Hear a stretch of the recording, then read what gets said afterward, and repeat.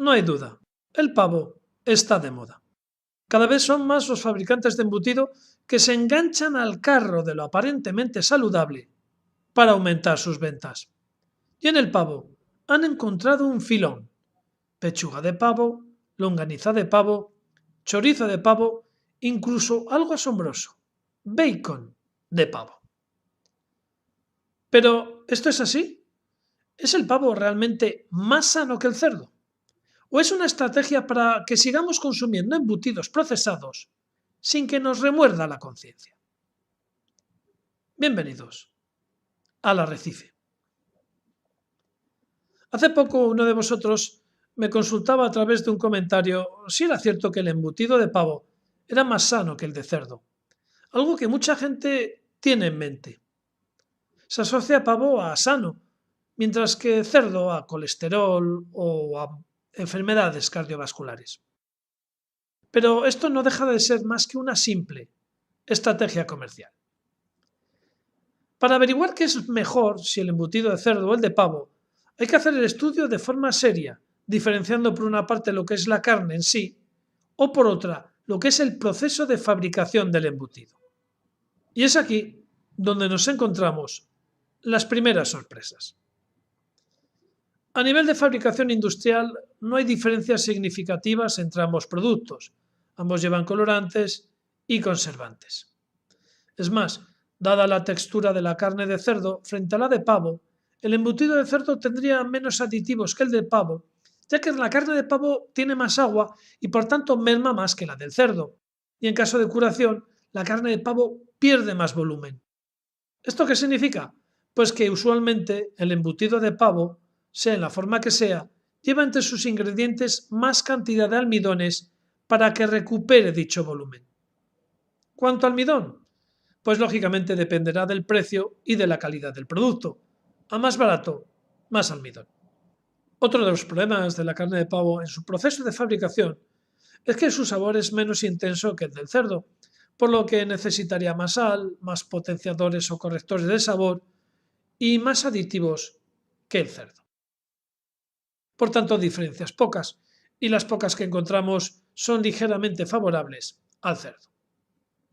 En cuanto al capítulo de grasas, el tema es discutible, ya que si bien es cierto que el cerdo tiene más grasa que el pavo, algunos fabricantes añaden al embutido de pavo la piel de este animal, con lo cual la diferencia en grasas entre ambos productos se reduce.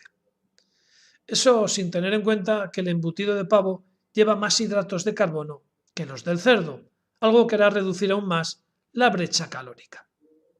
Y por supuesto, no tenemos que olvidarnos que en ambos casos nos vamos a encontrar con dextrosa, nitritos, fosfatos y un largo etcétera de aditivos comunes a cualquier producto elaborado, sea de pavo, de cerdo o sea de lo que sea. No obstante, si el embutido, sea de cerdo o de pavo, es casero, natural o libre de aditivos, no pondríamos reparo en ningún caso, ni en el pavo ni en el cerdo. Las diferencias no serían significativas y podríais elegir el que quisierais.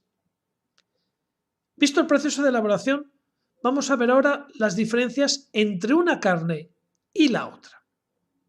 Si cogemos carne de cerdo contra carne de pavo, igual nos llevamos una sorpresa, porque a pesar de lo que pueda pensar mucha gente, el cerdo sacaría una ligera ventaja al pavo. Y para ello vamos a empezar por la grasa, el buque insignia del pavo. Es cierto, el pavo tiene menos grasa que el cerdo. 100 gramos de pechuga de pavo tendrían solo un tercio de la grasa que tendrían 100 gramos de jamón cocido. Pero, ojo, si de lo que hablamos es de un cerdo ibérico o de cerdos caseros criados con poco pienso, ya no estamos hablando de lo mismo, porque estaríamos hablando de grasa saturada en el caso del pavo contra ácidos grasos insaturados en el caso del cerdo. Una grasa similar a la del aceite de oliva.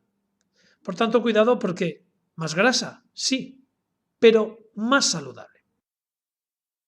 En el caso de otras piezas como salchichón o chorizo, las diferencias en porcentaje ya no son tan grandes como la gente piensa.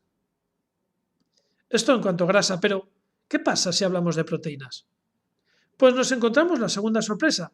La carne de cerdo tiene más proteínas que la carne de pavo. Concretamente, 19 gramos por cada 100 en el caso del cerdo, contra los 16 gramos por cada 100 en el caso de la carne de pavo.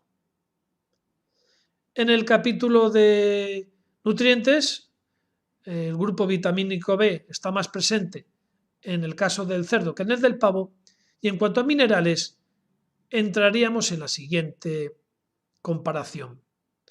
El pavo tiene más hierro que el cerdo, pero menos magnesio que este animal. El pavo cuenta con menos zinc que el cerdo, pero más fósforo que este.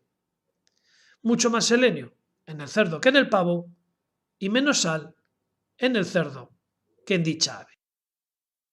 Por tanto, a nivel de minerales, ambas carnes andan empatadas, ya que si en unos minerales gana el pavo, en otros lo hace el cerdo. Y las diferencias, salvo en el selenio, no son muy abultadas, con lo que podemos deducir que, en cuestión de minerales, ambas carnes se dan la mano. No obstante, hay que recordar que el tipo de grasas del cerdo, unido al alto contenido en niacina que tiene esta carne, convertirían en más cardiosaludable al cerdo que al pavo. Pero más o menos ambas carnes se dan la mano. No hay nada serio que justifique el consumo de una carne en detrimento de la otra. Quiero terminar con una idea que debéis de tener muy en cuenta. No caigáis en la trampa del marketing. Lo importante no es el tipo de carne que lleva, sino el proceso de fabricación que lleva. Lo de menos no es si es cerdo o es pavo. No os dejéis despistar por las apariencias de la publicidad. Ir al fondo del asunto. Lo que tenéis que analizar es el producto en sí. ¿Qué aditivos lleva? ¿Cuántos? ¿En qué número? ¿Qué porcentaje? ¿Qué cantidad de carne está presente? ¿De qué calidad? ¿Cuál es su origen? ¿El pavo es de granja? ¿Es de criadero? ¿Es de explotación masiva? ¿Hablamos de un cerdo de bellota, criado con pienso, con cebo, con recebo? Esto es lo importante. ¿Qué carne lleva? ¿Cuánta? ¿De qué origen? ¿Qué aditivos? El resto, sea pavo o cerdo, lo de menos. No os dejéis llevar por cantos de sirena que lo único que quieren es conseguir que vuestras conciencias se relajen para seguir consumiendo productos que pueden ser buenos o pueden ser nefastos. Y, por supuesto, si tenéis la oportunidad de disfrutar de embutidos caseros, de pequeñas explotaciones o sin aditivos, que sean naturales, de confianza, pues podéis disfrutar sea de cerdo o sea de pavo. Ambas carnes son buenas carnes, lo único que pido es que sean alimentos tratados sin aditivos, que no te manipulen. Una cosa no es sana porque lo diga un fabricante. Quien lo dice realmente no es la etiqueta que ponga pavo, sino la etiqueta que ponga la lista completa de ingredientes. Y es ahí donde vosotros vais a decidir si lo que coméis es sano o no.